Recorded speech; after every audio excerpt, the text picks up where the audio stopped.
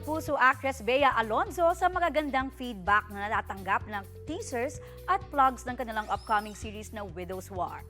Sa teaser pa lang ng Who Killed Paco Palacios, overwhelming na raw ang comments ng netizens. Chika ni Bea, excited na siyang ipalabas ito dahil isa siya sa biggest fans ni Direk Zeg Dulay na siyang hahawak sa Murder Mystery Series. Pinaghirapan din daw nila ito ng kanyang co-star na si Carla Abellana, kasama ang iba pang cast at crew. Sinadya rin daw ang malalayong film locations para mas maging kapanapanabik ang serye sa mga manonood. Mga mare at pare, abangan ang world premiere ng Widow's War sa GMA Prime sa darating na July 1. Kapuso, para sa mga maiinit na balita, mag-subscribe sa GMA Integrated News sa YouTube.